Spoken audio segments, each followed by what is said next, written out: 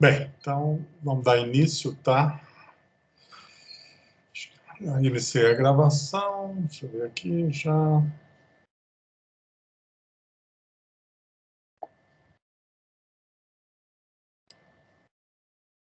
Bem, então vamos dar continuidade à apresentação do projeto informacional, né? Então, nós estávamos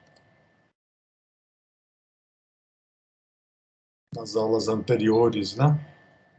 Ou, especificamente na aula anterior, nós iniciamos aqui o detalhamento do projeto informacional, onde o plano de projeto que vocês estão elaborando, né? O programa Centelha seria o nosso portfólio de projetos da empresa. Então, isso aqui é a entrada, né, para o projeto informacional. Cada uma das ideias vão entregar ao final do projeto informacional a especificação meta. Então, essas especificações metas definem os requisitos com valores metas, os requisitos dos produtos, né? E informações adicionais qualitativas. Então, aqui no conteúdo da disciplina,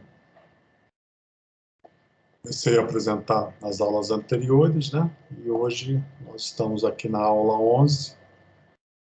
Vamos dar continuidade a esse detalhamento do que é o projeto informacional e vamos aplicar o projeto informacional construindo, né, usando duas ferramentas, que é o diagrama de Mood, para ranquear as necessidades dos clientes, e depois vamos fazer a casa da qualidade, né, que é o QFD, desdobramento da função qualidade, no seu primeiro desdobramento, onde nós vamos fazer o desdobramento do requisito do cliente em requisitos do produto. Bem, então, a aula 11,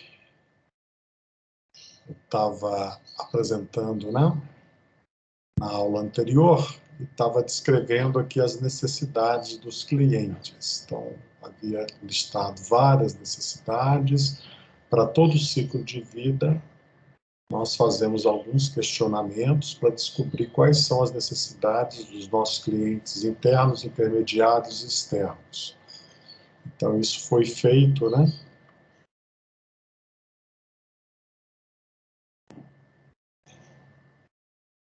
Com uma abordagem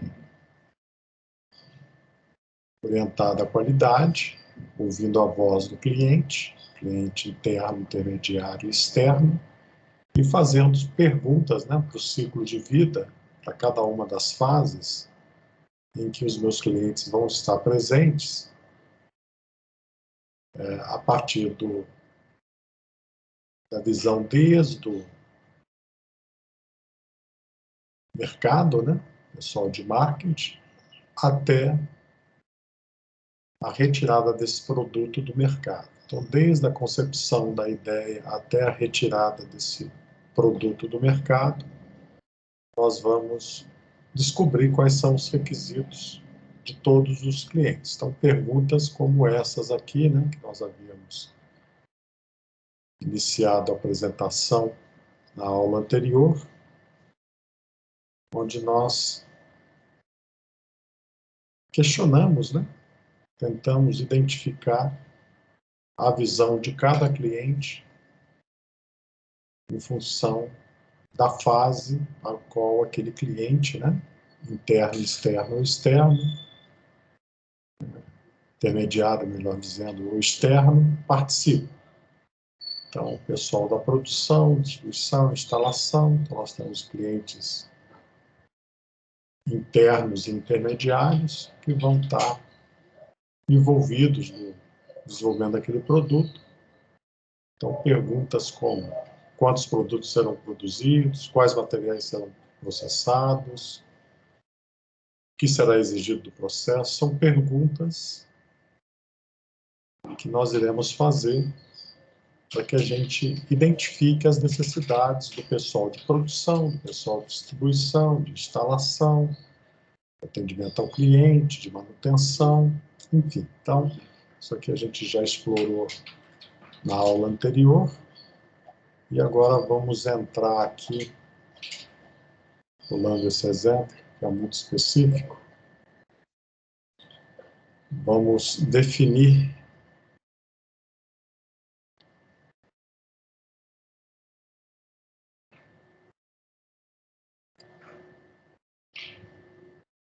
uma série de atributos básicos do produto, como funcionamento, ergonomia, estética, econômico, normalização, modular, e vamos identificar alguns desses atributos do produto, que vão virar requisitos do produto, né, associado ao ciclo de vida. Então, a mesma abordagem que nós fizemos nos requisitos do cliente, associando ao ciclo de vida, nós vamos fazer agora com os atributos básicos do produto, levando em conta também o seu ciclo de vida, né, associado àquele produto. Então, na produção, por exemplo, um aspecto de atributo básico do produto, seja qual for esse produto, nesse caso aqui, envolve soldagem. Então, ter fácil soldagem. Na montagem, ter facilitada a montagem. Então, tem aqui aspectos, né, de ergonomia que estão sendo vistos como os atributos básicos do produto. No uso, ser ergonômico, não seja duro, não ter ressaltos. Bem, então nós vamos criar matrizes como essa, né? Então, uma questão que nós temos, né, associada a esse ciclo de vida, confrontando com os atributos do produto, é tentar identificar quais são os atributos do produto. Então, nós podemos usar como referência, né, esta árvore, onde nós temos quais são os atributos dos produtos mais usualmente usados. Então, por exemplo, atributos gerais. Então, a gente tem aqui atributos básicos que contemplam funcionamento, ergonomia, estética, economia, econômico, segurança, confiabilidade, questões legais, de patente, de normalização, de modularidade e do impacto ambiental. Então, alguns desses atributos básicos eu coloquei aqui nessa matriz de levantamento das necessidades do produto. Por quê? Porque nós vamos ter que identificar quais são os requisitos do produto. E os requisitos do produto são definidos através de atributos que esse produto deverá ter. Né? Que o atributo do produto é diferente do requisito do cliente. O requisito do cliente, né? Ou o cliente tem um determinado requisito, e isso aí vai ser mapeado em um requisito do produto, que vai atender aquele requisito ou aquela necessidade do cliente que ele deseja em termos daquele produto. Então, em linguagem de engenharia, isso vai virar um requisito do produto, com a sua especificação meta, por exemplo, potência, dimensões, peso. Então, isso são definições que estão associadas a requisitos do produto e que é um atributo do produto. Então, aqui a gente está vendo alguns atributos básicos, né? Atributos de ciclo de vida, né? Então, eu vou conceber o meu produto para ter fabricabilidade, montabilidade, embalabilidade, transportabilidade. Então, quando eu estiver concebendo o meu produto para o seu ciclo de vida, eu vou propor alguns atributos, né, que permita que aquele produto tenha facilidade de fabricação, tenha facilidade de manutenção. Então, se eu estou concebendo um motor elétrico, um motor de combustão interna, que vai ser instalado dentro do meu produto, como unidade de potência, Então, para acessar, para desmontar, para dar manutenção nesse motor, eu tenho que ter a visão de mantenibilidade, ou seja, quando o produto estiver em uso, eu tenho que ter uma visão de manutenção no seu projeto. Então, eu tenho que facilitar a manutenção desse produto. Então, se eu tiver que trocar um determinado componente, ou um determinado sistema ou subsistema desse meu sistema de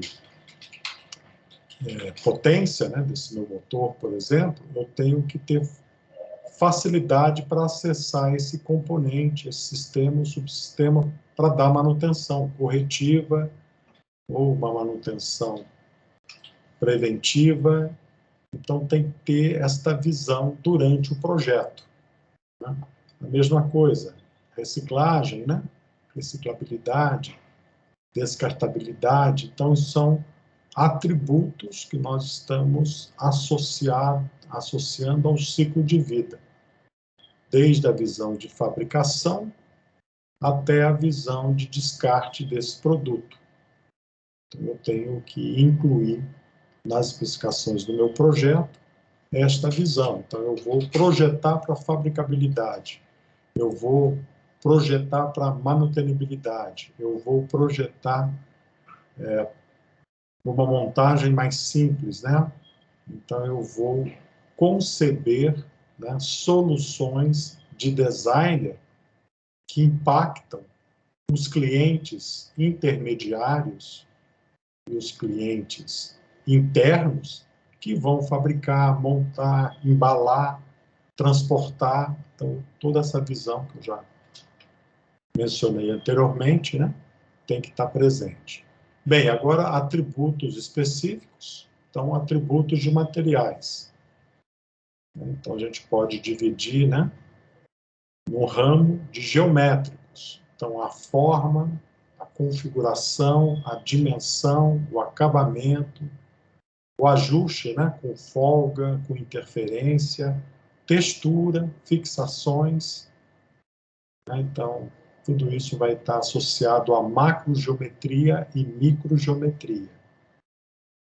Bem, temos ainda o material, o tipo, a cor, o peso, né, a massa, ok? Então, são atributos que nós estamos associando à escolha de material. Se eu tenho um problema de peso, potência, né, então a questão da escolha do material é importante. Então, eu vou escolher, ao invés de trabalhar com aço, vou escolher, né, trabalhar, né, a estrutura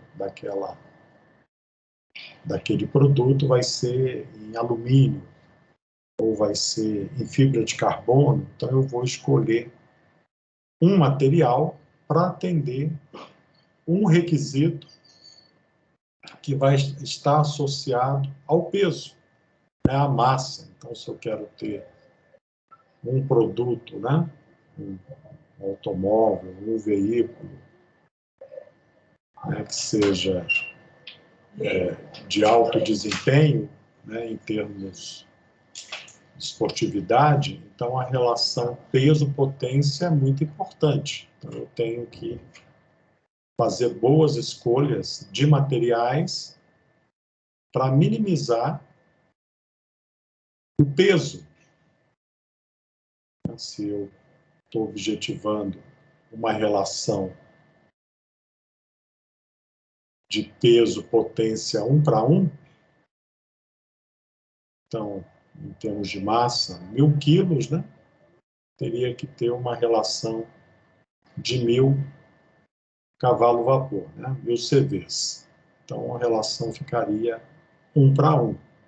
Então, para obter essa especificação, eu teria que trabalhar com uma escolha de material ou materiais que minimizem o peso, né? Ou seja, materiais que não vão ser aço, por exemplo, partir para o alumínio ou partir para a fibra de carbono, ou outras definições em termos de ligas que tenham uma minimização de massa, né? Minimizem o peso. Então, são escolhas que nós temos que fazer. Bem, a outra, questões de atributos energéticos, né? Então, as questões de forças estáticas e dinâmicas, aspectos, né, da cinemática, aspectos de energia, né? Então, qual o tipo de energia que eu vou ter, térmica, elétrica, enfim, então, como vai ser a minha solução, né, em termos de unidade de potência, né? Então, vou ter uma unidade de potência baseada no motor de combustão interna ou motor elétrico. Questão de fluxos, né? De massa e energia. E atributos de controle. Então, eu vou ter aqui sinais, né? Os sinais, eu posso ter sinais elétricos e pneumáticos, por exemplo. Então, estabilidade dos sistemas e controle dos sistemas, né? Em malha aberta e em malha fechada. Então, esses aspectos, né, que a gente está colocando como atributos do produto, isso aqui são especificações de requisitos de produto que nós conseguimos quantificar, né? Então, a gente consegue definir quais são as dimensões, qual é a forma, qual é o peso, quais são as forças que o sistema vai suportar. Então, isso aqui já está associado, né, a uma especificação do produto. Então, o produto, que vai ter esses atributos, ou que poderá ter esses atributos, irão atender os requisitos associados às necessidades dos usuários. Bem, então, o que nós temos que fazer, né? Nós temos que coletar os requisitos dos clientes. Então, a gente está fazendo um novo produto, nós temos que conversar com os clientes, fazer pesquisa, né? Identificar o que o cliente necessita, né? Qual é a sua dor, o que a gente precisa realmente ofertar para o cliente associado àquela ideia de desenvolvimento de produto que nós estamos desenvolvendo. Então, aqui nós vamos pegar o dado original, né? Que nós vamos coletar junto ao cliente e transformar isso, né, em requisitos de cliente. Então, para fazer isso, nós vamos, usando aqui a abordagem, né, de um brainstorm, usando post-it, por exemplo, vamos pegar uma série de dados associados a requisitos, a necessidades que o cliente relata que tem que ter o atendimento.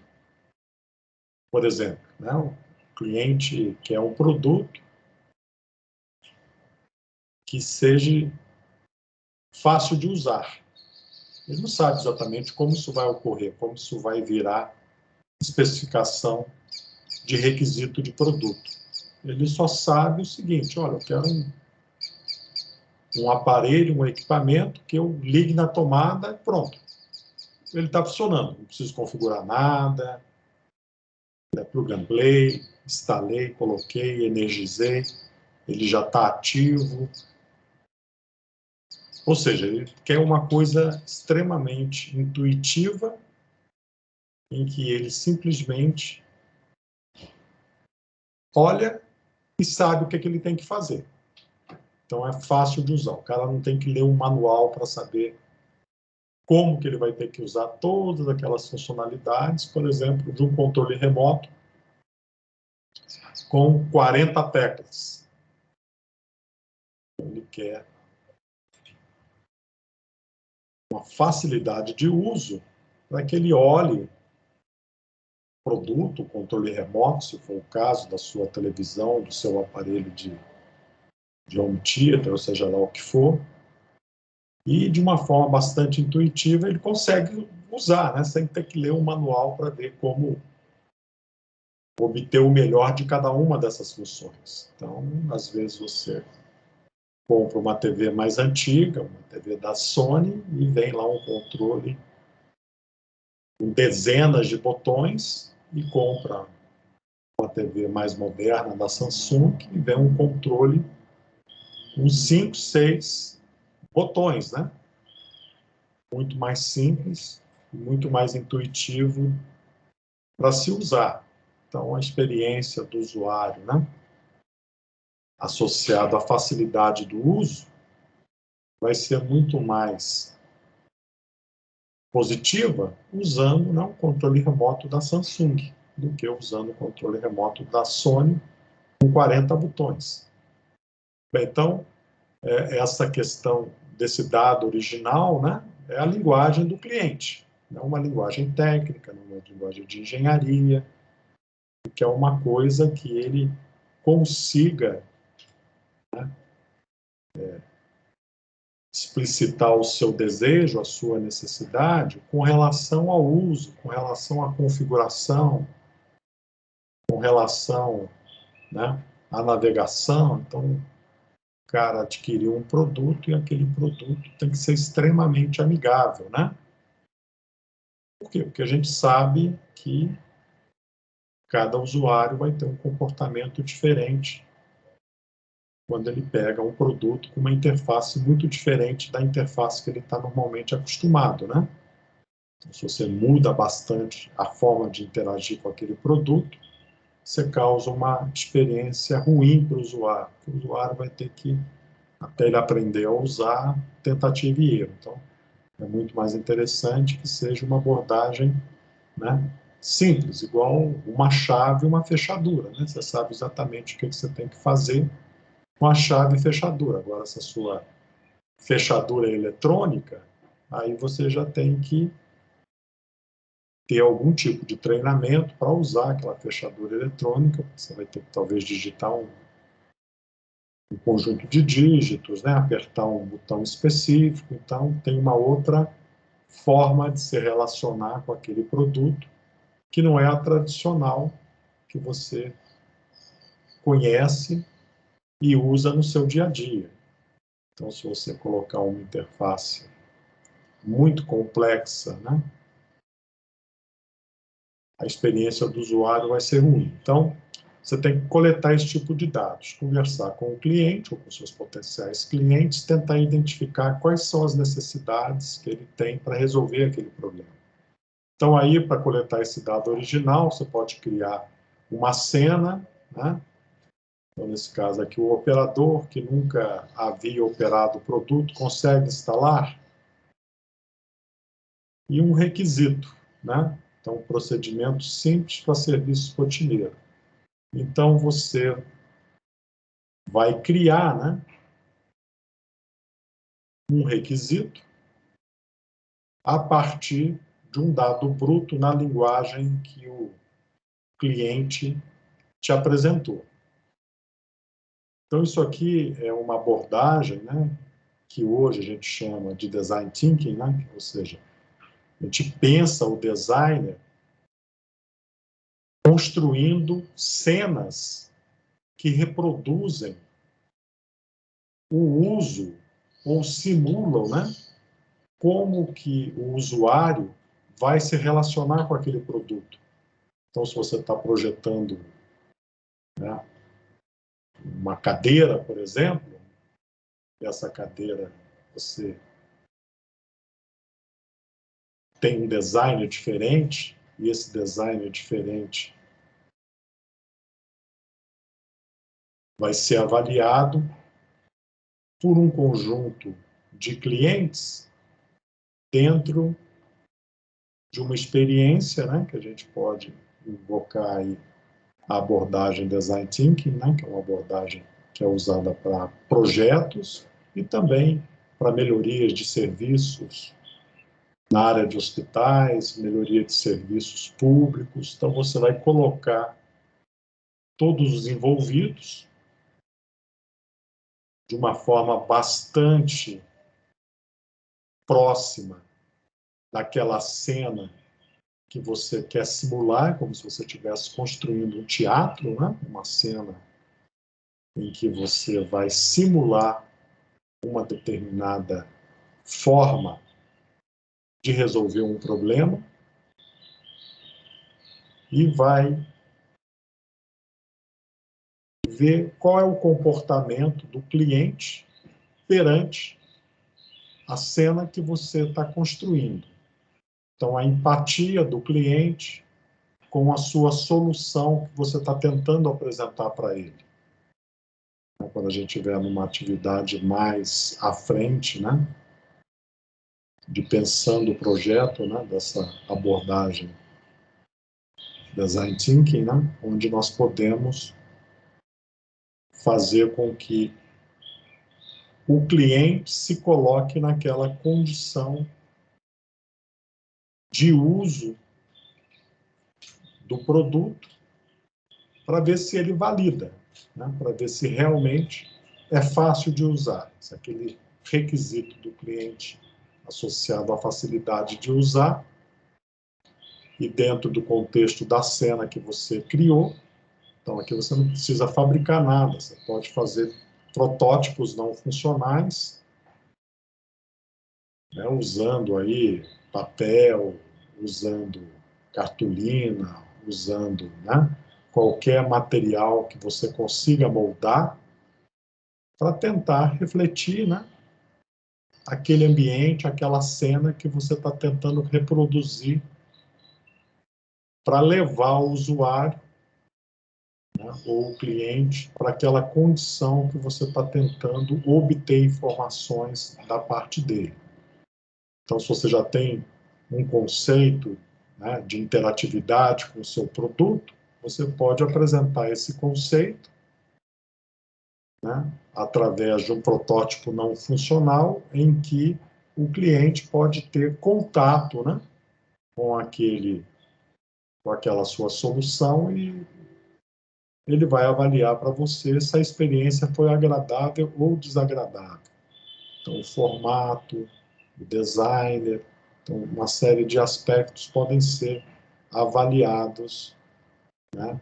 Obviamente, isso que eu estou falando são fases mais à frente, já na visão de projeto conceitual, mas como nós estamos ainda no projeto informacional, eu já estou adiantando, né, que essa forma de criação dessas cenas para obter requisitos e validar requisitos ou necessidades de clientes, ela pode ser feita por essa abordagem metodológica, que é o Design Thinking, né, que vale no projeto informacional e também vale no projeto conceitual do seu produto. Estou dando uma adiantada. Enfim, então a ideia é essa aqui, tá? Então é a gente tentar capturar esses requisitos do cliente na linguagem do cliente. Se for necessário, cria-se a cena, colocando o cliente naquela situação, e a partir, né, dessa interação, você vai definir um requisito associado ao cliente. Então, esse requisito do cliente depois vai ser mapeado para um requisito de produto, que é a parte mais difícil, né? Como que eu vou mapear aquele requisito de cliente numa linguagem que não é uma linguagem de engenharia, numa linguagem de engenharia. Qual que vai ser a forma, qual vai ser o material, qual vai ser o peso. Então, para resolver a necessidade do cliente ser fácil uso, essa facilidade de uso vai ser desdobrada em vários atributos de produto, ou requisitos de produtos, ou parâmetros de engenharia, coisas que a gente vai usar na nossa linguagem de engenheiro, nossa linguagem de engenharia. Aqui é a linguagem do cliente, né? Então, o cliente, se não for formado em engenharia, ele não vai conhecer aquelas especificações do produto, né?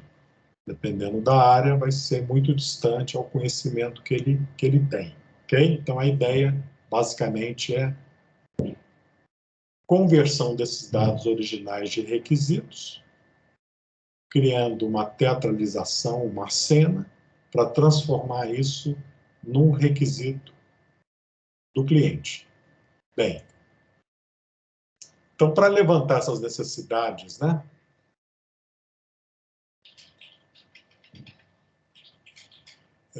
do cliente, então, esses dados brutos originais, que eu mostrei há pouco, a gente pode obter isso utilizando, né, essas técnicas de pesquisa para levantamento da informação, observações diretas, entrevistas, questionários, grupos focais. Aí, nesse grupo focal, a gente pode utilizar, né, métodos como brainstorming ou metodologias como o design thinking, né, para simular condições, né, que coloquem as pessoas daquele grupo focal dentro de uma situação, de uma cena teatralizada, né, onde a gente vai tentar ficar o mais próximo possível de como o usuário vai usar aquele produto, para ver como que é o requisito que vai viabilizar a ideia que o usuário tem de ser fácil de usar. Bem, então, para fazer isso, né, então, vamos agrupar e classificar as necessidades dos clientes. Então, aqui são os dados originais, né, na linguagem do cliente. Então, o cliente lá, né, quer que aquele dispositivo imprimido, meu micro ligado em rede. Então, ele não sabe, vai ter que ter, né, um canal de comunicação. Esse canal de comunicação pode ser físico, pode ser via Wi-Fi, ou via, né, infravermelho, enfim. Então, ele não sabe como é que vai ser a especificação do produto. Ele só sabe que é isso aqui, ó. Isso é uma necessidade do cliente. Uma outra necessidade, possuir grampeador instalado onde preciso deles. Então, ele quer que imprima e que grampeie as folhas. É um requisito que foi definido. Se isso vai virar um requisito de produto, né, é outra questão. Aqui já uma visão de pagariam de 10% a 20% a mais por uma melhor produtividade. Então, é a forma como ele está né, se colocando nessa necessidade. Então, se o equipamento fosse produtivo, ou seja, se imprimisse X folhas por minuto, para ele essa necessidade, né, iria se transformar em maior produtividade. Isso pode impactar em ele pagar mais caro por essa funcionalidade. Então, ele não se importa em que toda a parte de acionamentos, né, digitalização, ocorra com uma maior velocidade, né? Então, se ele tem lá uma referência de uma impressora ou de um equipamento que ele já utiliza e que tem uma produtividade de X folhas por minuto, se você conseguir, né, 30%, 20% a mais de folhas por minuto, ele acha que vale a pena pagar a mais por isso. Então, como isso vai impactar numa melhoria de desempenho, então isso aí vai gerar um produto mais caro.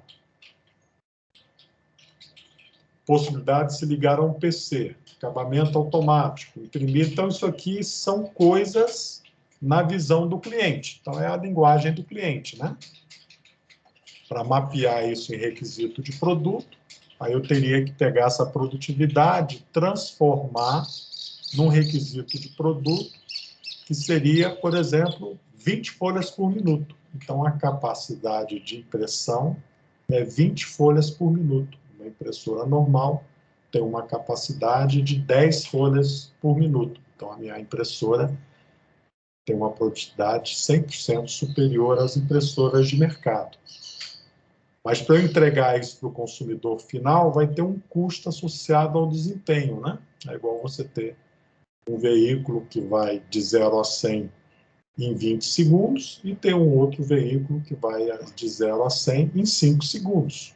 Então, o desempenho tem um custo, né? Então, quando isso virar uma especificação de engenharia, de requisito de produto, isso vai impactar diretamente no custo.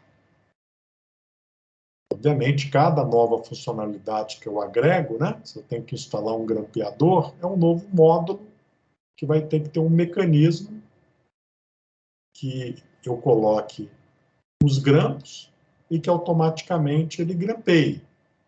Então, isso aí vai ter um custo, porque é um novo módulo, é uma nova funcionalidade que eu vou agregar à minha impressora. Então, obviamente, ele tem um custo. Bem, então, isso aqui são necessidades do cliente. Então, vocês têm que fazer isso no projeto de vocês, né? Vocês vão começar o projeto informacional agora, então vocês têm que tentar levantar todos esses requisitos de cliente. Aí vocês têm que se colocar na posição do cliente, criar as cenas, né? Para que vocês simulem, né? Ou então com os amigos ou com a família, entrevistem potenciais clientes do seu produto, do seu serviço, para ver o que o cliente quer. Qual é a necessidade real desse cliente? Então, se você fizer só com você, como desenvolvedor do produto, você pode errar muito, né? Então, é bom que você envolva, né? Ainda mais se não for um produto disruptivo, né? Se não for um produto inovador, um produto que já existem produtos similares no mercado, então é importante que você entenda a visão, né, a cabeça do seu cliente, para capturar essas informações. Obviamente, se o seu produto já for um produto que já existe no mercado, aí você já vai na especificação meta, na especificação do produto do seu concorrente. Então, você vai ver lá o que o produto faz, quais são as especificações dele, dimensões, peso, vibração, ruído. Então, você vai pegar todas aquelas. Então, o cara colocou como requisito aqui, né, que não faça barulho. Aí você vai ter que pegar a legislação ambiental, né? Então, você vai ter que ir lá esse cara aqui, ó, e ver a norma sobre ruídos. Então, você vai ter que identificar aquele tipo de produto, qual é o ruído, qual é a vibração permitida. Tem alguma certificação que tem que ser feita? Então, você vai olhar lá no produto, né, do seu concorrente, essa especificação, que provavelmente é uma especificação que ele está atendendo por uma necessidade do cliente ou por uma necessidade de legislação. Então, tem a lei que você tem que seguir, e essa lei diz que você tem que trabalhar e tem que ter uma homologação, uma certificação, né, associado a um determinado requisito que o seu produto vai ter. Então, por exemplo, telecomunicações, né?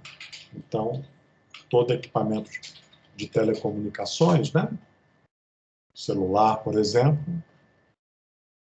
né? Um módulo de telefonia celular, né? 5G, 4G, 2G,5, 2G, 3G, tem que ser certificado pela Anatel. Então, o fabricante daquele módulo tem que preencher lá um formulário lá na Anatel, né? E submeter o seu processo mostrando que ele atende aqueles requisitos de certificação. Então, provavelmente, o seu produto vai emitir radiação. Então, vai ter que alguém, algum instituto, algum laboratório, gerar um certificado de emissão, né, de radiação. Né?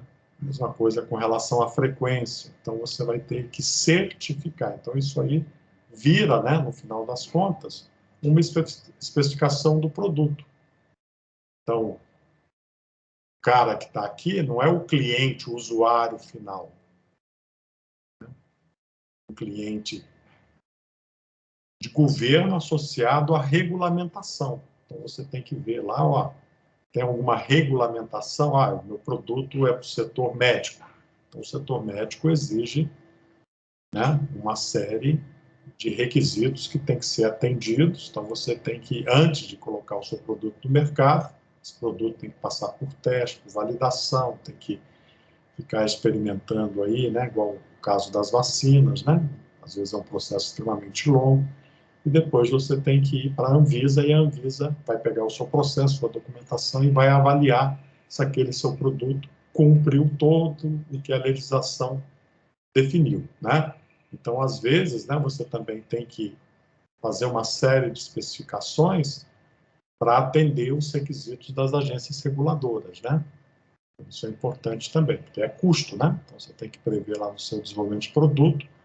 Depois que você desenvolver o produto para aquele cliente final, você vai ter que submeter esse produto a uma agência de fiscalização e ele vai ter que ser certificado, vai ter que gerar um processo que vai tramitar, né, nesta agência, que vai validar que você atende todos os requisitos definidos para aquele tipo de produto que você está colocando no mercado.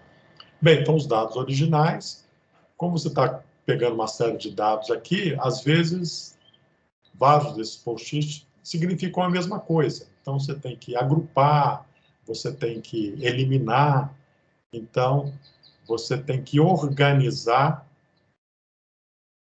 esse post-it, porque como você está fazendo com grupo focal, você está fazendo com entrevistas, né? Então, às vezes, os usuários aqui que você está analisando, né, a visão dele, tem a mesma visão.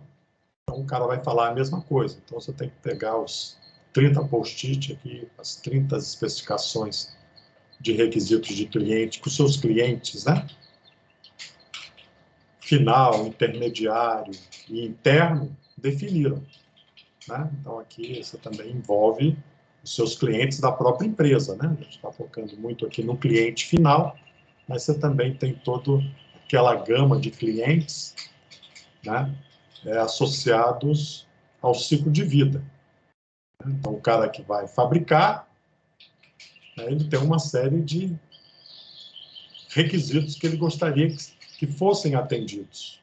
Né? Então, esses requisitos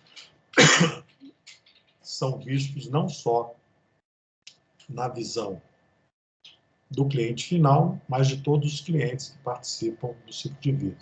Bem, então depois que você fizer toda essa organização, né, aí você vai ter aqui esses dados originais, mais bem tratados e organizados, excluídos aquilo que é redundante, né, ou agrupado aquilo que podem se referenciar a uma mesma necessidade de cliente, mas com outra palavra, para definir, né, e agrupar as suas necessidades. Bem, então aqui a gente já mostrou isso aqui anteriormente, né? A gente vai montar matrizes como essa, ciclo de vida, né, e atributos básicos do produto que a gente já viu anteriormente, né? A transparência eu já apresentei anteriormente.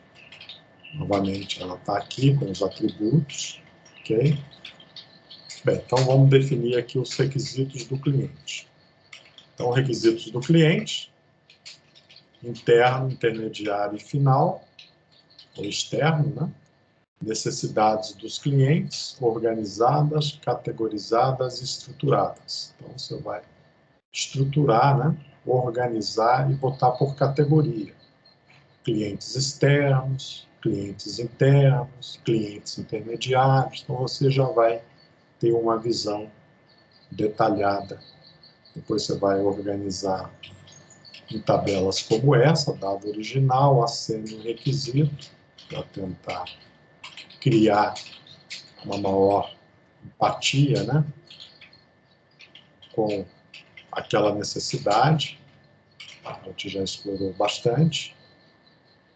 Bem, então, feito isso, né, a gente vai pegar todos esses requisitos, filtrar e ter aqui uma especificação de requisitos que a gente necessita.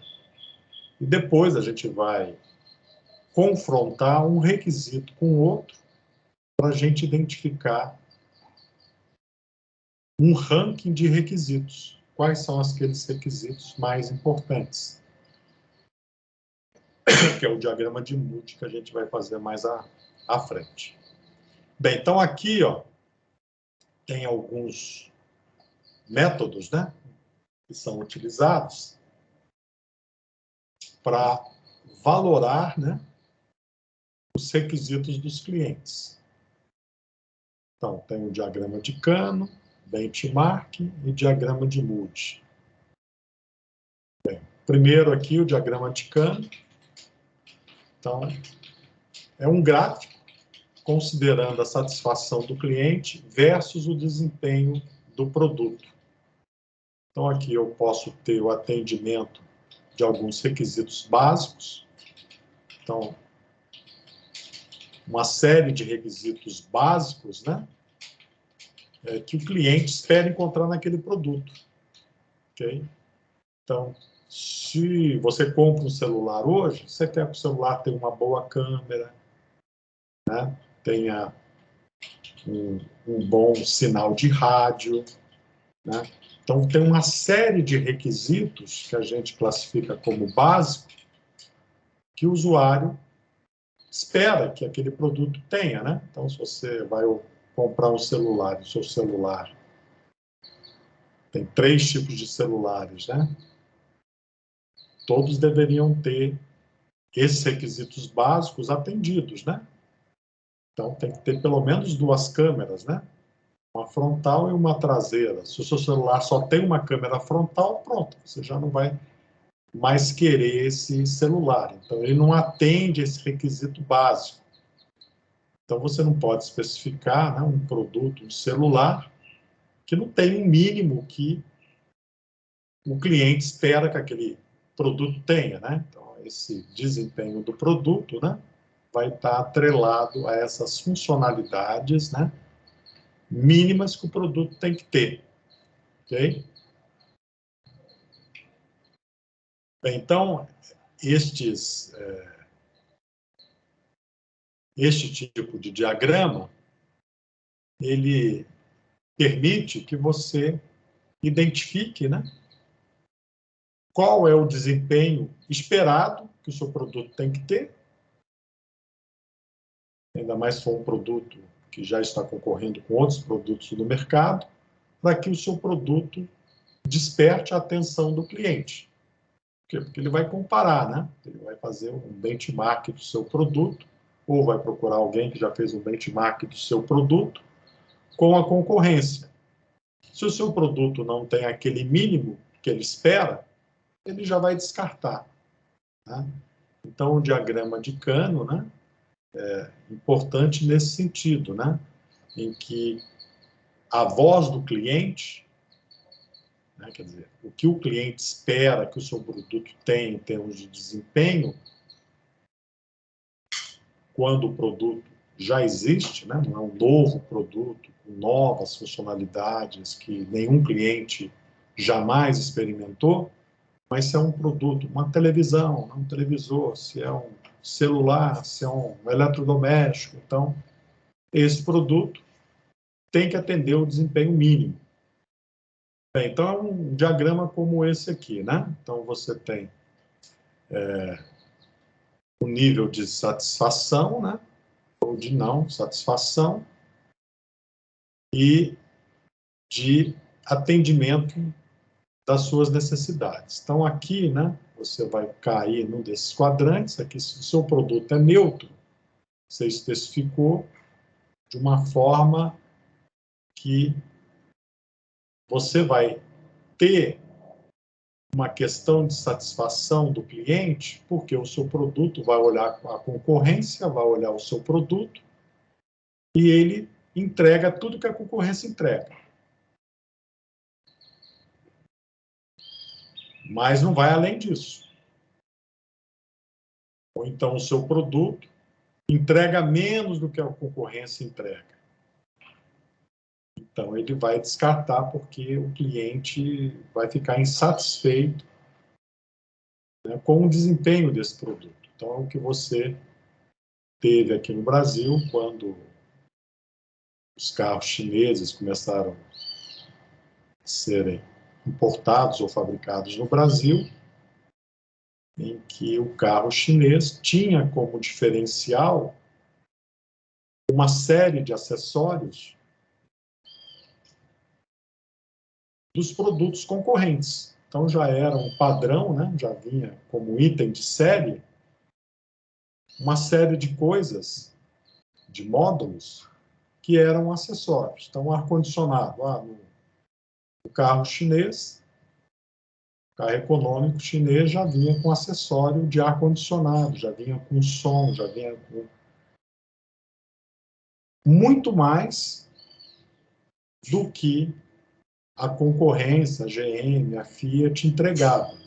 Por quê? Porque já estava bem estabelecido que GM, Fiat, Volkswagen, para aquele tipo de categoria de carro, ele tinha os carros básicos, né?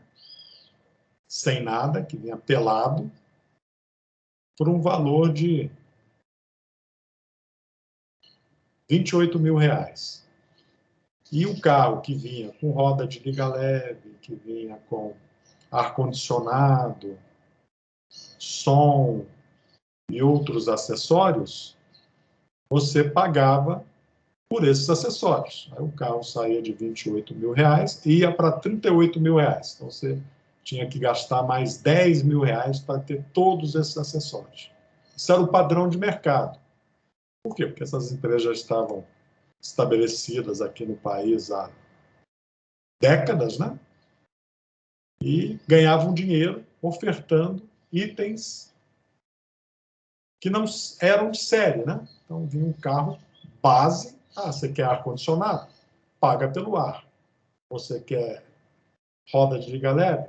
Paga pela roda de liga leve. Bem, aí como quando o chinês veio para o país, né? As principais montadoras chinesas vieram para o Brasil, o que elas fizeram? Não, tem que ter um diferencial para atrair o cliente. Por que o cliente vai deixar de comprar um carro econômico da GM ou da Volkswagen e vai optar por uma marca que eu nem sei se vai durar aqui muitos anos no país? Então eu tenho que ofertar alguma coisa que vai além da expectativa do cliente. Então ele vai lá e dava um carro completo. Dava um carro com todos esses acessórios que o cara ganhava, tinha que gastar mais R$ 10.000. Ele vendia esse mesmo carro por R$ 28.000. Então ele conseguia deixar o cliente feliz, né? O cliente ficava satisfeito, porque estava comprando um carro com um desempenho, não de motorização. Motorização era a mesma, 3 cilindros, né? Em torno de, né, 1.000 cilindradas, né? 998 cilindradas, alguma coisa assim. Só que o carro tinha uma série de itens acessórios que a concorrência não tinha, né? Então isso é importante porque isso faz com que uma marca tenha a possibilidade de concorrer com as outras marcas, ofertando por um preço bem menor, como itens originais de fábrica, e não como itens acessórios. Então o cara já vem um trio elétrico, né? Vidro elétrico, espelho elétrico, ar-condicionado. Então tem lá uns 10 itens que fazem com que o usuário final fique muito satisfeito. Aí isso faz com que o usuário arrisque, né? Sair da marca tradicional e ir para uma nova marca que está entrando agora no país e que tem 3 anos de Brasil. implantou a sua fábrica aqui, sua montagem de veículos aqui. E então, todos os grandes fabricantes, né, começando aí com Hyundai, né, quando veio para o Brasil, fez esse tipo de política, né? Depois vieram os chineses, né? Então, a Hyundai veio exatamente com uma política semelhante, ofertando mais por menos, usando uma série de artifícios que eles conseguiam ofertar, com isenção fiscal e outras coisas mais, entregando mais naquele produto em termos de acessório e trabalhando com diagrama de Cano, né? Então vocês têm que pensar, olha, quando a gente estiver olhando a nossa especificação do nosso produto, do nosso cliente final, tem concorrência? Tem. O que a concorrência tem? A concorrência tem essa curva aqui. Todo mundo faz isso aqui. O que eu posso entregar a mais? Eu sou novo no mercado, estou entrando agora. Por que o cara que já está nessas marcas, né, com essa curva neutra, poderia entrar junto com ele? Ah, não, vou fazer o produto com a mesma especificação da minha concorrência. Então, vou estar exatamente no nível dessa curva das necessidades básicas que o consumidor final já está satisfeito, né, com aquele nível de performance. Então, ele está nessa curvinha aqui.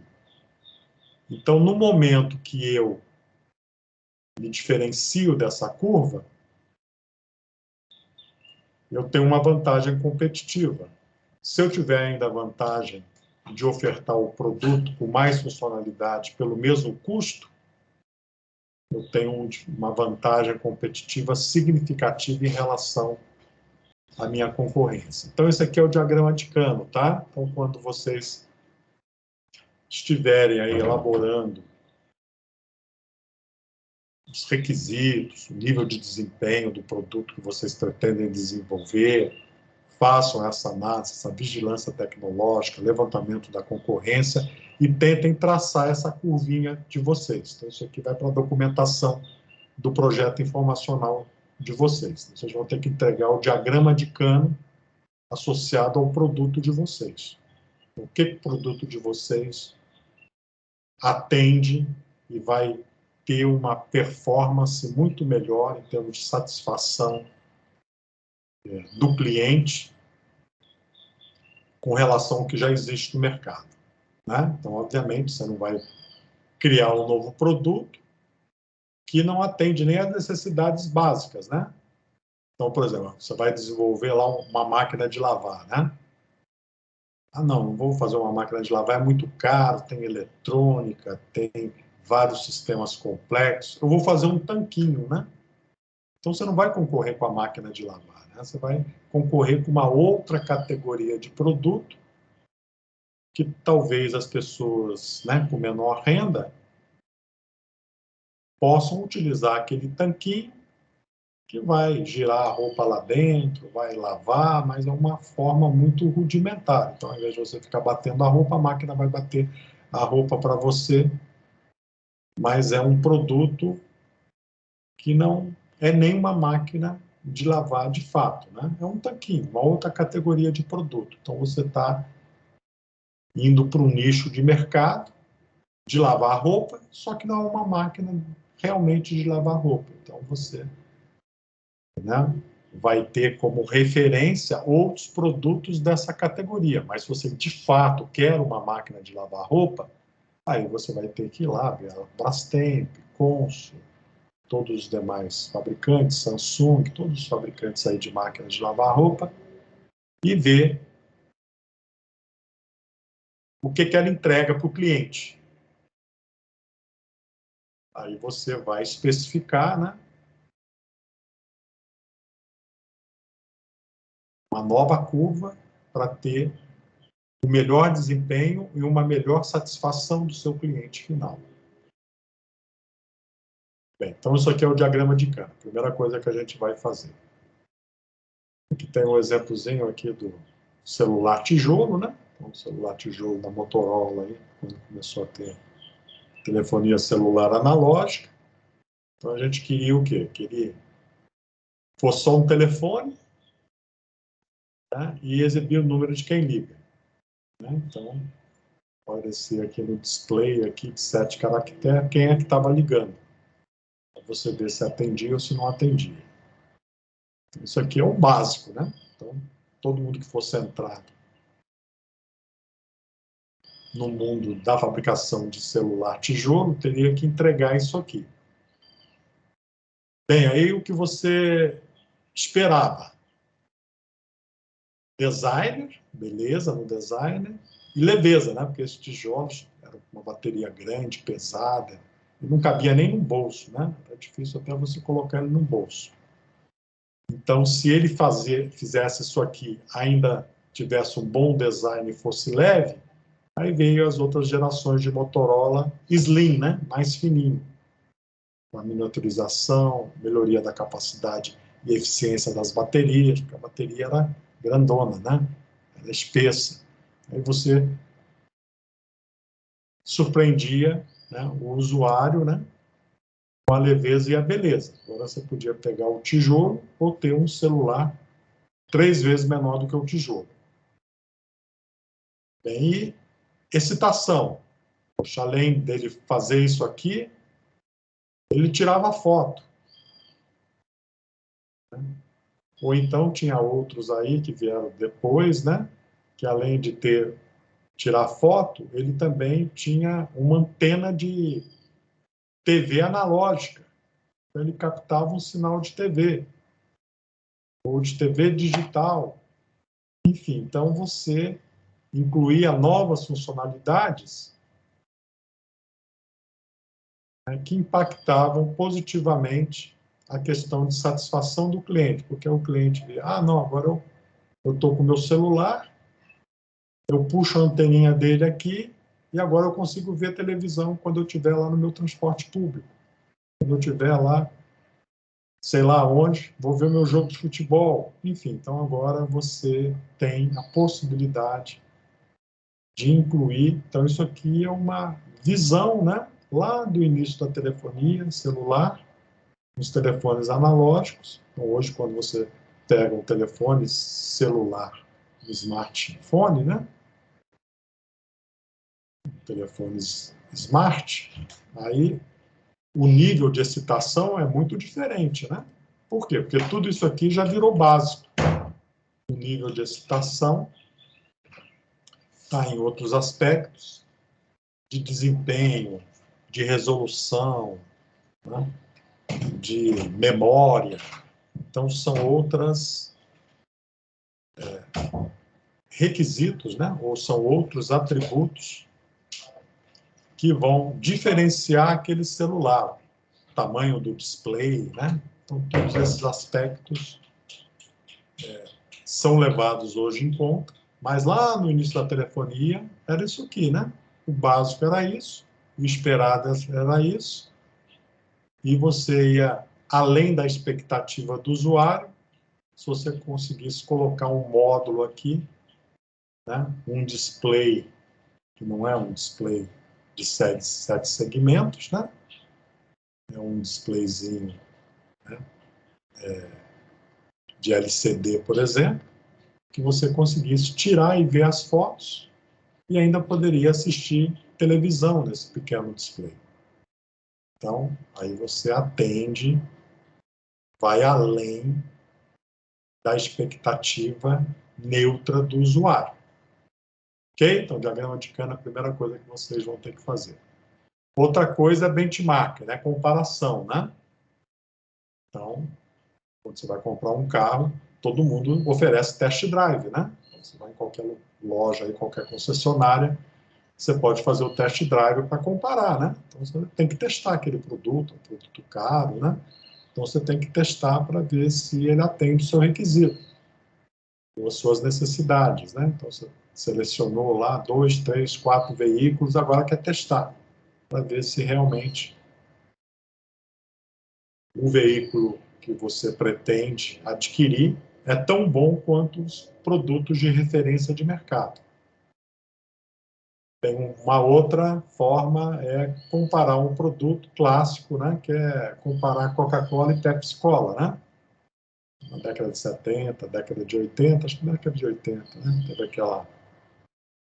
aqueles testes, né, o benchmark do cliente às cegas, né? Em que normalmente você estava acostumado com o sabor Coca-Cola e depois ele é confrontado com o sabor Pepsi à cega, né? E não conseguia nem diferenciar um do outro, né? Muitas vezes. Eu consigo diferenciar, né? Mas a propaganda salientava que o cara experimentava e não sabia quem era quem. Experimentava a Pepsi, o cara achava que era Coca-Cola, ok? Enfim, então aquele negócio, né? Você está colocando o produto à prova, um contra o outro. Então, isso é benchmark, né? Então, eu estou colocando o produto e vendo as características, no caso, aí, o sabor, né? Então, né, analisando o teor de açúcar, o grau de prejuízo à saúde, unicamente a questão do sabor. Então, o sabor da Pepsi é tão bom quanto o sabor da Coca-Cola. Tá? Então, eu não preciso ter sinônimo de refrigerante como Coca-Cola. Igual o Guaraná, né? Então, você pega aqui um Guaraná Antártica aqui, ele tem um sabor. Pega um Guaraná da Brahma, tem um sabor totalmente diferente, né? Então, os caras nem vão fazer um benchmark, porque o sabor é muito diferente. Ou pega uma outra tubaína qualquer aí, né? Água com açúcar aí, para comparar com um adoçante qualquer e um sabor qualquer, e vai comparar e vai ver, né? A diferença entre os dois. Então, é uma forma de se fazer um comparativo, é pegar os dois produtos e testar, um contra o outro. Bem, então, isso aqui vocês não vão precisar fazer, só vão ter que fazer a visão da vigilância tecnológica, né? Ir no mercado e fazer engenharia reversa. Pegar cada um dos produtos que já existem, dos serviços que já existem, né? Caso existam, e tentar comparar um contra o outro. O seu produto ainda não existe, né? Então, o benchmark, normalmente quando a gente faz dentro do contexto do QFD, da casa de qualidade, a gente pega todos os produtos de referência do mercado e comparamos esses produtos, essas especificações desses produtos, com as nossas especificações, para a gente ter uma referência de qual daqueles produtos de mercado se assemelha mais com o nosso produto. Daqui a pouquinho a gente vai ver a casa da qualidade e, na casa da qualidade, o módulo de benchmark. Então, o benchmark a gente vai usar dentro da casa da qualidade. Caso não tenha produtos para serem comparados, aí tudo bem, aí não vai ter produto para ser comparado, aí não vai ter, o benchmark vai ficar vazio. Bem, o diagrama de Moody, né? O que é o diagrama de Moody? O diagrama de Moody, eu vou fazer, né, uma comparação de requisito de cliente. Então, eu tenho 20 requisitos. Então, eu vou pegar esses 20 requisitos e confrontar um requisito com outro, para ver qual é o requisito mais importante, para ter um ranking dos requisitos. Então, a gente vai ver um determinado requisito, daqueles 20, confrontando com os outros 19. E vamos ver qual é o grau de importância de cada um desses requisitos em relação aos demais. Então, é o ranking dos requisitos. Então, a gente vai priorizar o atendimento, usando, por exemplo, o gráfico de Pareto, né? 20-80. Então, normalmente, a gente vai ter lá 20% dos requisitos vão ser responsáveis por 80% da importância dada para esses requisitos. Então, a gente vai ter uma concentração de requisitos, então, aqueles 20 requisitos que a gente identificou inicialmente, conversando com os clientes, levantando os requisitos, né? A gente vai ver que, na realidade, dos 20, 5 realmente são importantes. Por quê? Porque é o famoso gráfico de Pareto, né? Então, a relação 20-80. Então, normalmente, a gente tem aí 20%, né, concentra a importância associada aos 80%. Né? Então, a gente vai ter lá uma concentração em termos de importância. Então, a gente vai criar hoje, vai aprender a criar o diagrama de Moody. Né? E o diagrama de Moody também aparece, né, de certa forma, lá na Casa da Qualidade. Bem, então o diagrama de Moody é isso aqui, né? Então eu tenho aqui a lista de requisitos do cliente, né? Então eu tenho aqui 7 requisitos. Ser resistente, visão do cliente, né? Ser seguro. Ele não está falando como vai ser resistente nem como vai ser seguro. Depois a gente vai transformar esses requisitos do cliente em requisitos do produto, em especificação meta, em parâmetros de engenharia, né? Utilizando esses atributos aqui, ok? Enquanto a gente só está na visão ainda do atendimento da necessidade do cliente. Ter várias funcionalidades. Quais são as funcionalidades? Sei lá, ele quer que tenha várias. Ser bonito, né? Ter baixo custo de aquisição, ter baixo custo de manutenção, ser confiável. Bem, então o cara definiu esses 7 requisitos. Aí você vem aqui e monta essa matriz. Ó. 7 por 7. Ok? Então, você vai comparar um requisito, requisito 1, com o requisito 2. Então, você vai criar uma escala de peso. Então, você vai falar que o A vale 5, o B vale 3 e o C vale 1. Ou seja, o requisito não é mais importante do que aquele outro requisito que a gente está comparando. Então, aqui você vai comparar o requisito 1 com o requisito B. Então, aqui você lê da seguinte forma. O requisito 1 é 3 vezes mais importante que o requisito 2. O requisito 1, ser resistente, é 5 vezes mais importante do que o requisito 3, ter várias funcionalidades. Depois, no 4, o requisito 1 também é 5 vezes mais importante do que ser bonito. Então, a questão do designer, quando confrontada com a resistência, não é tão significativa, não é importante. Né? Então, eu posso ter um produto extremamente resistente, mas que tem algum impacto no seu designer, na sua beleza, vamos chamar assim. Né? Bem, aí o 5, né? Então, ser resistente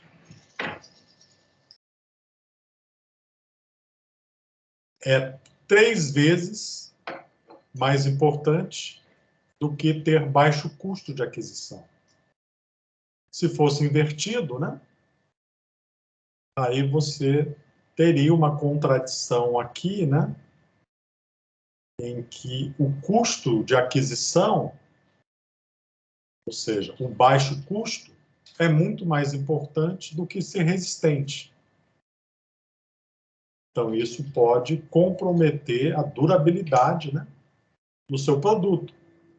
Então, você vai ter que degradar a escolha de materiais, você vai ter que fazer uma série de escolhas de engenharia que impactem, né, na questão de custo, ou seja, os materiais vão ser menos nobres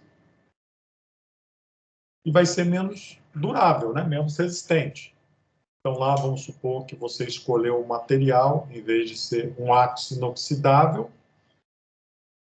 você escolheu, né, um material só com uma liga de níquel, né, que não é inox. Né? Tem só um pouquinho de níquel, níquel está caro, né? A União Soviética não está mais exportando níquel, né? Então o níquel está muito caro, então fazer coisa inoxidável com muito níquel fica muito caro. Então eu vou fazer o meu produto para ser baratinho, um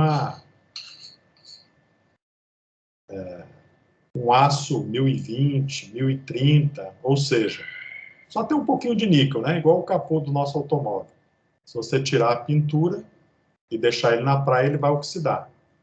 Vai sofrer corrosão, oxidação, enfim. Por quê? Porque ele tem carbono, né? Não é ligado para ter proteção contra oxidação e corrosão. Então, ao invés de ele durar 10 anos, ele vai durar 2 anos. Se perder a pintura, que tem a proteção contra a oxidação e a corrosão. Então, se o seu produto tiver a sua camada superficial de proteção com uma tinta danificada, aquele ponto de danificação que teve a retirada da pintura e do primer, né, da proteção da tinta, vai ficar exposto a intempéries, né, a marisia, a oxidação. E em um ano e meio, vai ter um furo, né, vai ter ali um problema.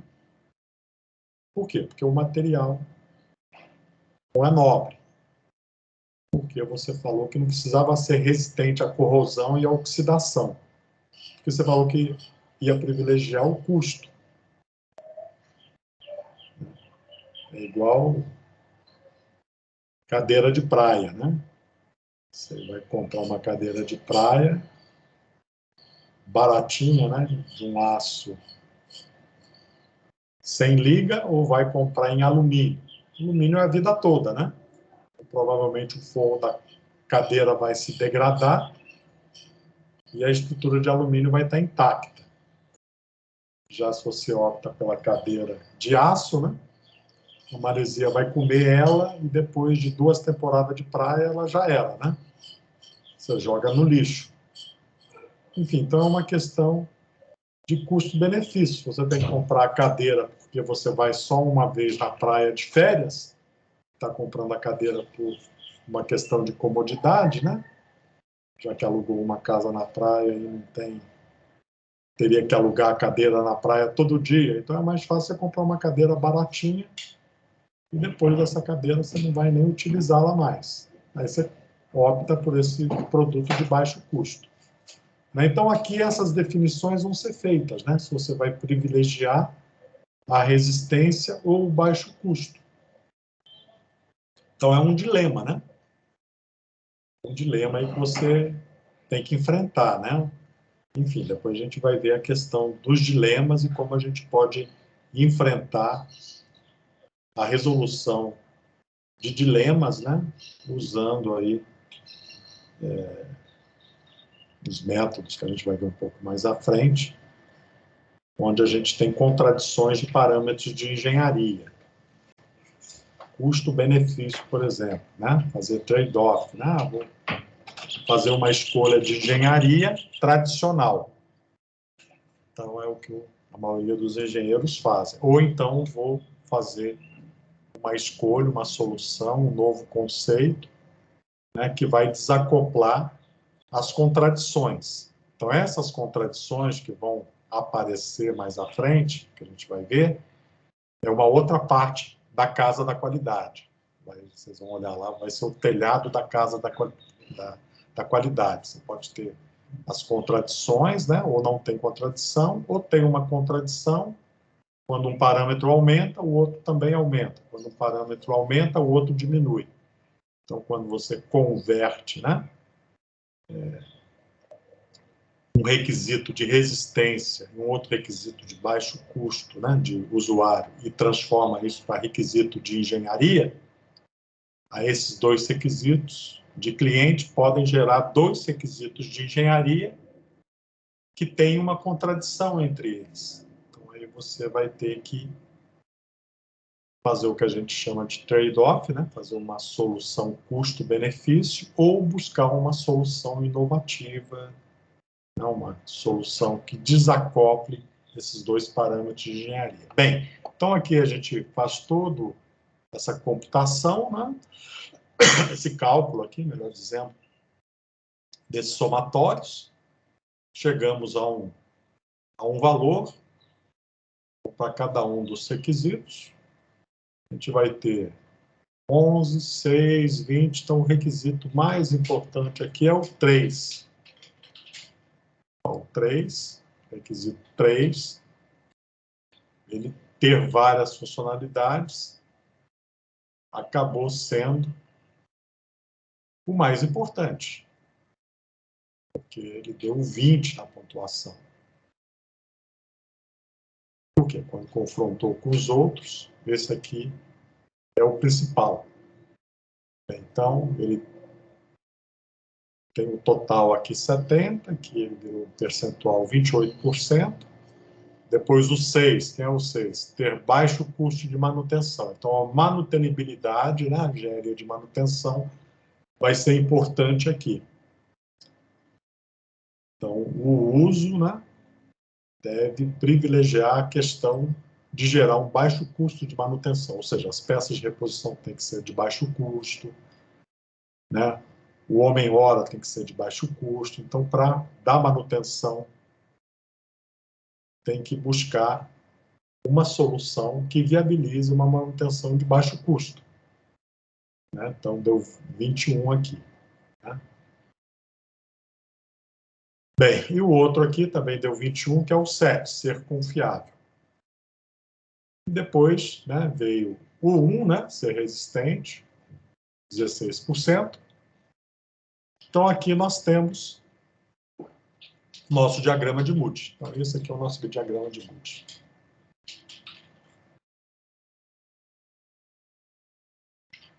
Bem, então, vamos para a nossa casa da qualidade. Então, o que é a casa da qualidade? Né? Então, a casa da qualidade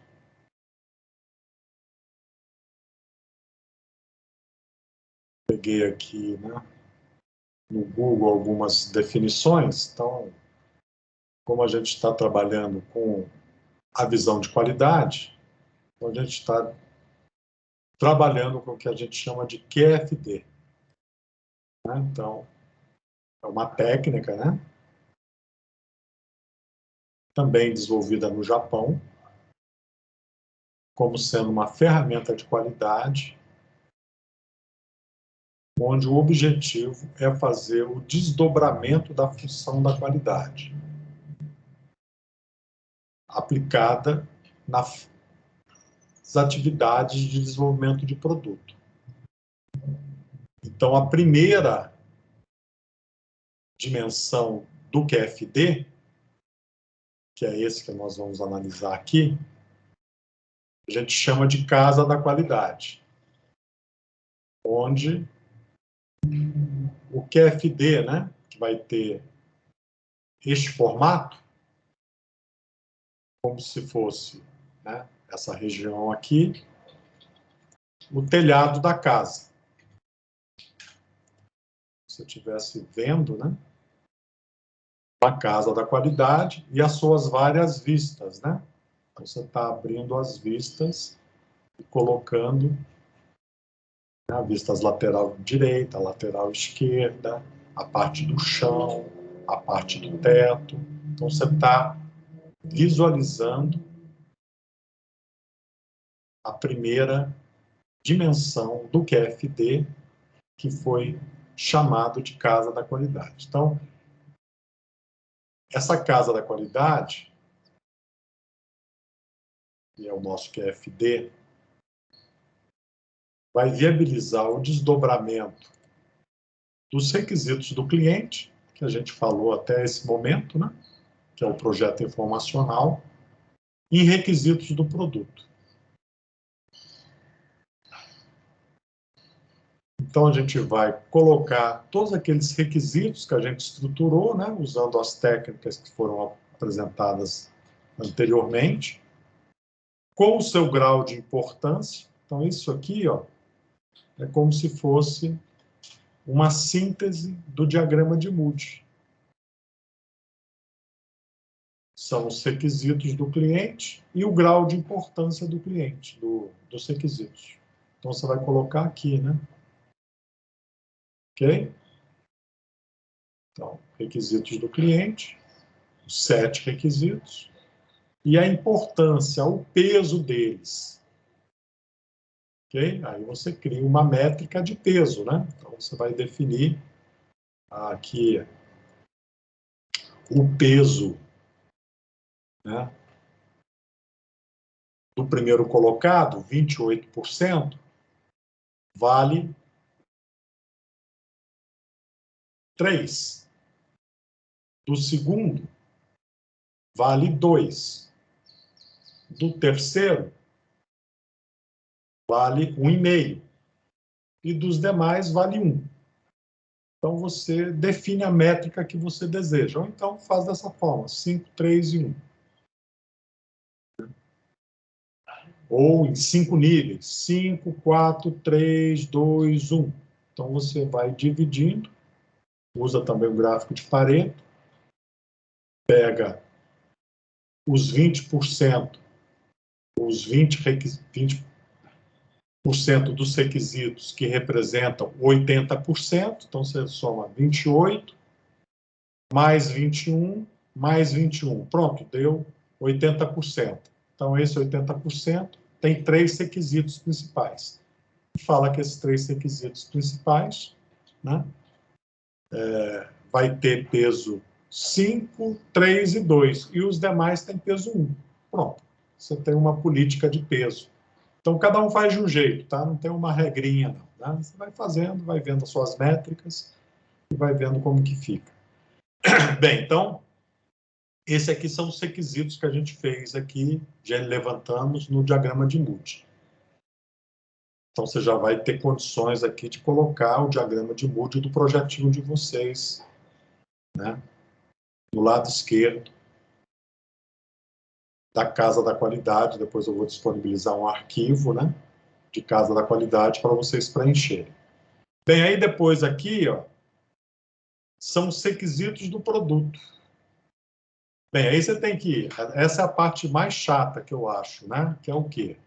É ver aqueles requisitos de usuário que a gente definiu, acho que está aqui na transparência anterior, ver os requisitos do usuário que a gente definiu e transformar em requisitos do produto, nesses atributos aqui. Ok? Então, você vai ter que transformar a visão do leigo em visão de engenharia, a visão do cliente. Então, ser resistente.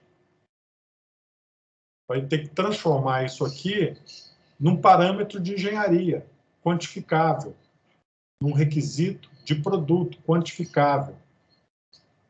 Então, vai ter que definir aqui o que é o ser resistente. Às vezes, 2 requisitos, ser resistente, ser confiável, geram um único requisito de produto. Então, isso aqui é o desdobramento, tá? Então, é o mapeamento do requisito do cliente em requisito do produto. Então, aqui entra o engenheiro, né? Então, o engenheiro de produto, o engenheiro de processo, o engenheiro de qualidade. Então, todas as pessoas que têm a visão de engenharia vão ler os requisitos e vão falar, olha, esse requisito e esse requisito estão associados com um determinado requisito de produto, um determinado parâmetro de engenharia, um determinado atributo de produto. Aí você define ele aqui. Aí você colocou ele aqui, ó, e mapeou ele como sendo 1 e 2. Né? Então, o requisito do produto foi marcado que esse requisito do produto vai atender 2 requisitos de cliente. Ou 3, ou 4, ou 5. Então, você colocou os seus 20 requisitos aqui, que viraram 5 requisitos, 6 requisitos, 10 requisitos de produto. E vai mapear agora como cada um desses requisitos de produto são os parâmetros de engenharia, e identificam os requisitos do cliente. Então, você mapeia o requisito do cliente e requisito do produto. Não tem uma regra para fazer isso. Você tem que analisar isso aqui e dentro da sua área de conhecimento ou da equipe de desenvolvimento de produto, fala, olha, se eu definir esse requisito de produto, eu atendo o requisito do cliente 1, 2 e 3. Aí passa para o próximo. Então, você tem que definir requisitos aqui que preencham todos os requisitos do cliente, principalmente aqueles que são mais importantes, tem que ser atendidos aqui nos requisitos do produto. Então, aqui você vai ter a matriz de relacionamento, que é essa matriz que relaciona o requisito do cliente com o requisito de produto. Então, o requisito de cliente pode estar relacionado a vários requisitos de produto. Então, aquele requisito está associado a 3, 4 requisitos do produto. E aqui você vai colocar o benchmark competitivo, que é o benchmark que a gente fez com os produtos dos concorrentes, né? Bem, aí depois que você fez isso aqui, você tem já as importâncias, você já consegue criar essa matriz de relacionamento, aí você vai ver cada requisito e vai quantificar aqui, ó, quantificação dos requisitos do produto. Então, aqueles requisitos do produto que forem mapeados com requisitos do cliente com maior peso, eles terão, né, uma maior quantificação. Então, você vai criar um novo ranking aqui, e esse ranking vai ser a especificação meta. Né? Então, você vai identificar os requisitos, o valor desses requisitos, em termos de parâmetro de engenharia, né? E como medir esse requisito. Ok?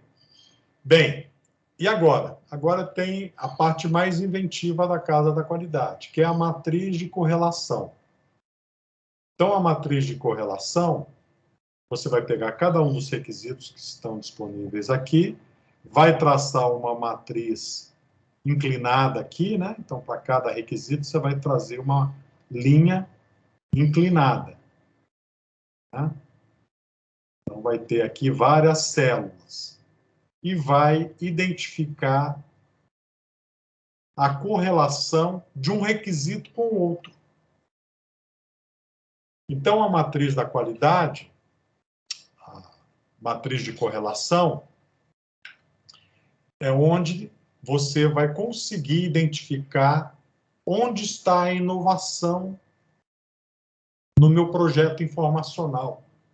Onde vai surgir a inovação. Por quê? Porque cada vez que você desacoplar um requisito do produto de outro requisito do produto que tem uma correlação positiva ou negativa, então, peso-potência. Então, eles estão correlacionados de que forma? Maior o peso, maior a potência. Então, pensa num veículo, né? Então, se eu quero ter um determinado desempenho, se o meu produto tem 1.000 quilos, eu tenho que ter, para atingir um determinado desempenho, uma potência alta.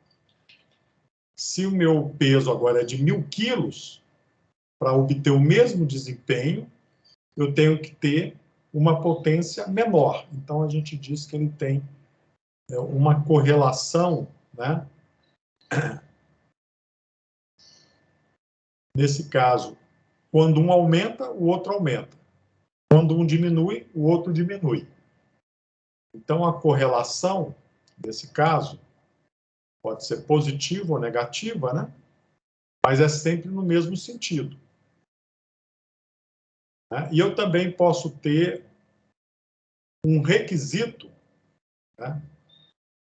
Ou 2 requisitos, que tem um impacto onde o aumento de um provoca a diminuição do outro.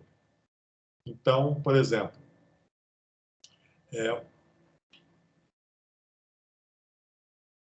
resistência, né, e volume de material. Então, o volume de material, né? Então, imagina uma aeronave.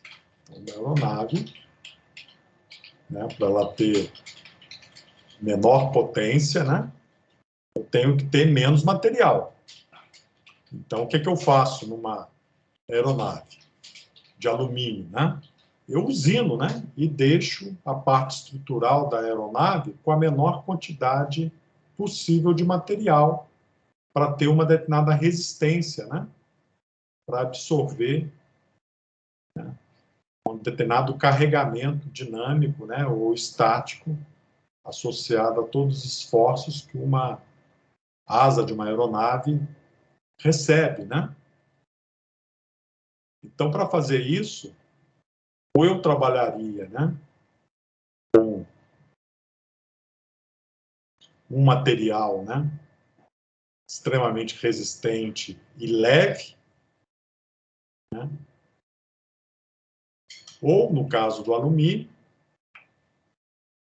o material tem uma resistência relativa, mas é muito leve. Então, para diminuir ainda mais a leveza dele, para um determinado carregamento, eu usino esse material e deixo ele com a menor volume de material possível.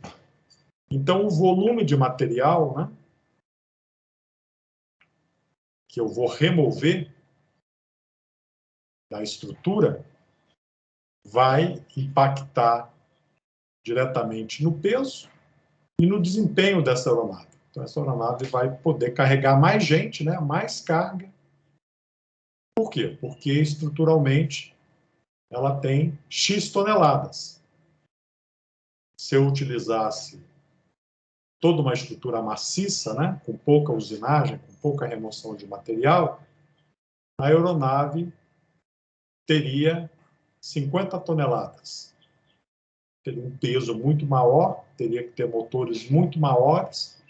Então, aí eu tenho uma correlação, né, entre a resistência e o volume de material que eu tenho. Né? Então, mais volume de material, mais resistência. Menos volume de material, menos resistência. E para desacoplar esses dois, né, o que foi feito, né, em termos de solução de engenharia? Foi pensado o seguinte: não, vamos usinar esse material, vamos deixar ele com a menor volume possível, com a menor quantidade possível de material, para que ele suporte o carregamento associado à aplicação daquela aeronave. Então, nesta condição, eu fiz uma solução inventiva.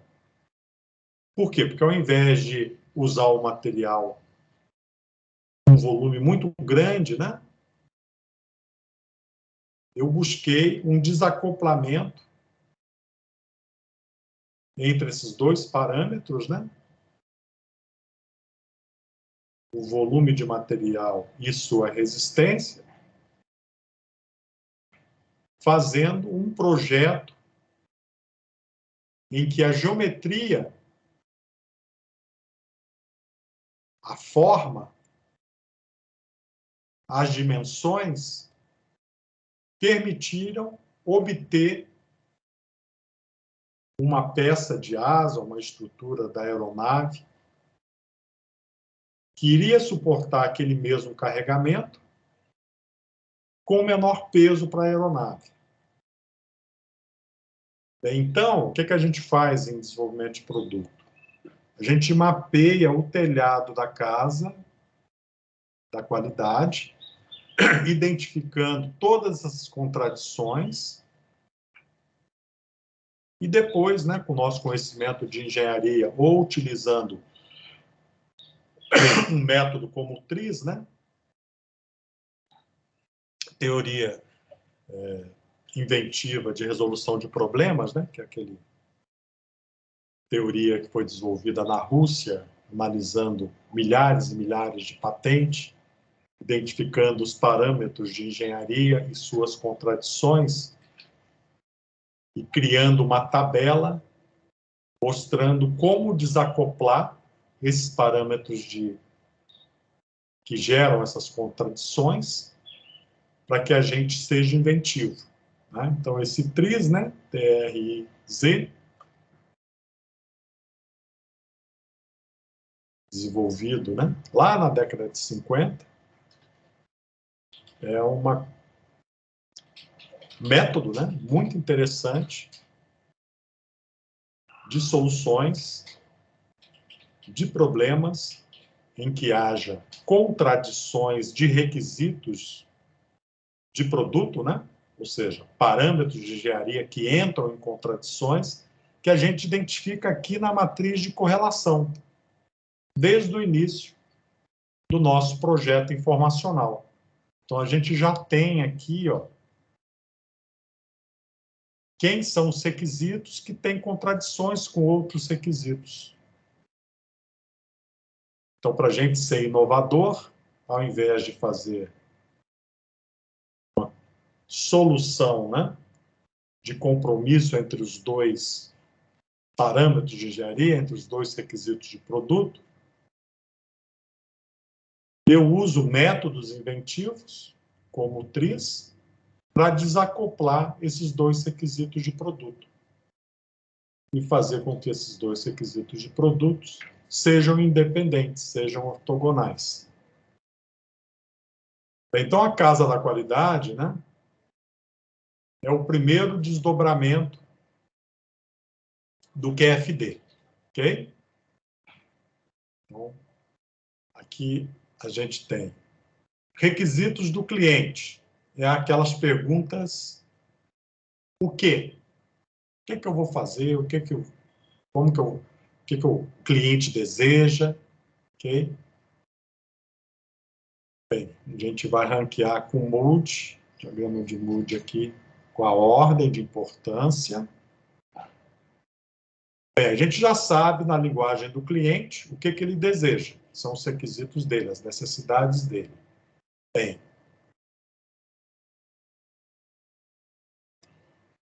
o requisito do produto é como eu vou entregar esses requisitos, essas necessidades do cliente.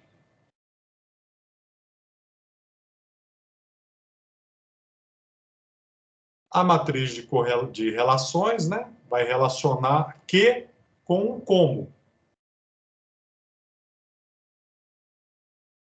Depois aqui a avaliação, né, onde eu vou quantificar os principais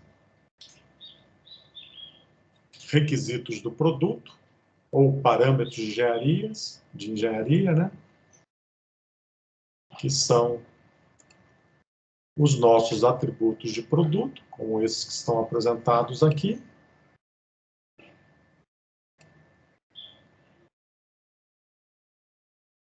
Aqui o nosso telhado da casa da qualidade, que é a matriz de correlação. E aqui a análise de concorrência, que é o meu benchmark. Ok? Então, isso aqui é a minha casa da qualidade. Então, é o primeiro desdobramento do meu QFD. Bem, depois tem o segundo desdobramento do QFD, onde eu posso colocar agora uma segunda visão, em que eu já tenho os requisitos do produto. Agora eu boto os requisitos, não do cliente aqui, sim requisitos do produto aqui na posição 1. Então, agora, aqueles requisitos do produto vão virar o quê? Vão virar, né, dentro do ciclo de vida, eu já tenho a especificação do produto, são os requisitos do produto. Agora eu tenho que definir, né, como esses requisitos do produto vão virar, por exemplo, alguma visão de fabricação. Então, eu vou desdobrar os requisitos do produto em requisitos de fabricação. Depois, os requisitos de fabricação, que a gente coloca aqui na posição 1, podem ser desdobrados em requisitos de montagem. Então, eu posso criar vários níveis de QFD, um para cada ciclo de desenvolvimento, um para cada fase de desenvolvimento do ciclo de vida de um produto. Então, esse aqui é o projeto informacional que a gente chama o QFD de casa de qualidade, da qualidade. É o primeiro.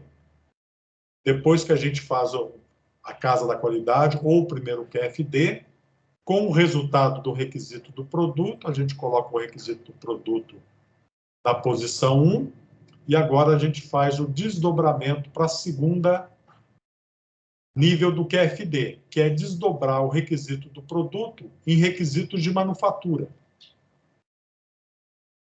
Então, a gente já está numa outra fase de desenvolvimento de produto, que é como manufaturar aquele produto. Aí manufaturamos cada um dos módulos, dos componentes, etc, etc, etc. Aí agora a gente tem que montar tudo isso. Aí a gente vai para a terceira visão do QFD, onde a gente vai desdobrar os requisitos de manufatura em requisitos de montagem. Então, o QFD normalmente é usado nos modelos de referência de desenvolvimento de produto apenas o primeiro nível do QFD, que a gente chama de Casa da Qualidade, que é o projeto informacional. Então, depois, no projeto conceitual, no projeto detalhado, na preparação da produção e nas demais fases de desenvolvimento de produto, nós não usamos QFD como método prioritário. Podemos até utilizar, mas normalmente não é utilizado porque não é muito eficaz, não é muito eficiente. Existem outros métodos que têm melhor resultado. Então, a gente não precisa fazer esse exercício novamente para ficar desdobrando agora os requisitos de produtos, requisitos de manufatura, e os requisitos de manufatura desdobrados em requisitos de montagem. Então, a gente não aplica nas demais fases de desenvolvimento de produto. Só vamos aplicar aqui no projeto informacional. Ok? Bem, aí tem um casozinho aqui, só para encerrar aqui, né? Eu só vou iniciar, de um retroprojetor, né? Então, o retroprojetor, aí, quando eu entrei no UNB, a única forma da gente ministrar a aula era com retroprojetor, né? Porque não tinha data show ainda naquela época. Ou um data show disponível, né, em sala de aula para que todos pudessem utilizar. Então, o que a gente vai fazer aqui? A gente vai, inicialmente, fazer o levantamento das necessidades do consumidor, né? Então, aqui, ele está colocando, né, o consumidor, né, intermediário, interno e externo. Então, ele coloca aqui a visão da aparência, a visão da segurança e a visão do uso do aparelho, operação e transporte. Então, aqui, ele vai eleger uma série de requisitos na visão do consumidor, do cara que vai usar o aparelho lá na sala de aula. Então, operação, baixo aquecimento, né, para não ter uma fonte de calor para ficar mais quente ainda o ambiente que o cara está. Então, o requisito do cliente, a necessidade do cliente, do usuário, é baixo aquecimento. Então, a lâmpada que vai aqui dentro não pode esquentar muito. Baixo ruído. Por quê? Porque, normalmente, essa lâmpada tem que ser resfriada. Então, tem um ventilador. Então, esse ventilador faz ruído. Então, para não ficar incomodando esse ruído de fundo, ele quer que tenha um baixo ruído. Foco homogêneo. Então, aqui você tem que focar, né, a imagem que vai ser projetada. Então, você tem que ter um foco homogêneo em toda a área que você colocar a transparência aqui. Tem que ser projetada de forma homogênea. Não pode ter distorção, não pode ter deformação, enfim. Faça o ajuste de foco. Então, você tem que ajustar o foco. Então, você tem que aproximar o espelho, né, da lente, né, que vai projetar. Então, você tem que ter... Faça o ajuste de foco. Boa ampliação. Então, você tem que ter condições de ampliar, né? Então, depende da distância que você vai colocar da tela ao dispositivo físico, né? Então você tem que ter uma boa ampliação. Contraste e outros, né? Então essa aqui é a visão de operação. Visão de transporte. O cara quer que tenha baixo peso. Por quê? Porque isso aqui pode ser transportado de uma sala para outra, né? Fácil de pegar, então tem que ter alguma alça, alguma coisa para eu pegar, para não pegar aqui na estrutura dele e quebrar, né, o equipamento, porque isso aqui é uma haste móvel, né? Então você baixa essa haste, fixa essa haste, então não é um local para se pegar. Pouco aquecido, então o local que você vai manipular ele não pode ficar quente. Então você não pode ter a alça do lado, né, onde ele aquece bastante. Bem, segurança. Evitar queimaduras, evitar lesões e outras coisas mais que você queira. E aparência. Tem que ter uma cor agradável, uma forma agradável. Bem, então isso aqui é a visão, né, do usuário final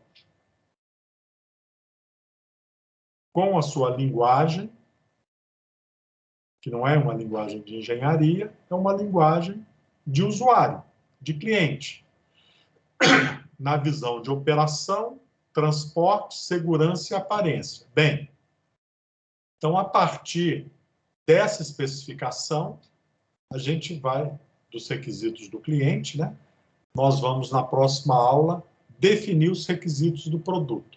Então, nós vamos aplicar o projeto informacional, ok? E desenvolver, para este exemplo, uma casa da qualidade. Ok?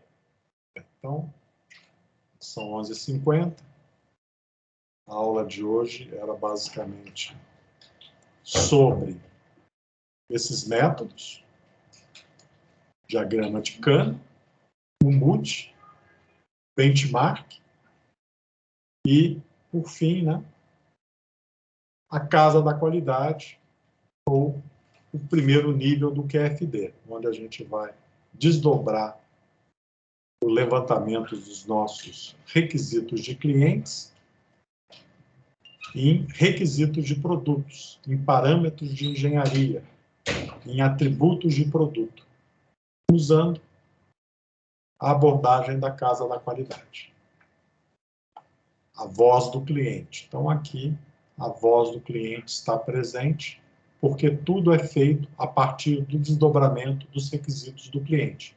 E os requisitos do cliente, né, que a gente acabou de ver, é basicamente a visão na linguagem do cliente, ok?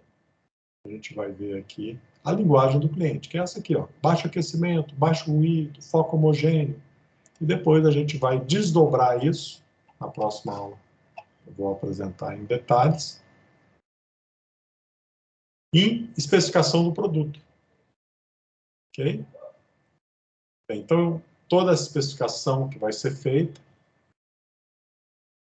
identificando aqui o preenchimento da casa da qualidade, vocês, já estou finalizando, tá? Vocês poderão baixar aqui um material, né, sobre QFD. Deixa eu só achar o QFD. Exemplo da Show. Esse aqui, ó. Aula 14, matriz QFD modelo. Acho que está aqui. Esse aqui, tá? Então, este modelinho aqui tem um modelo em Excel que está disponível.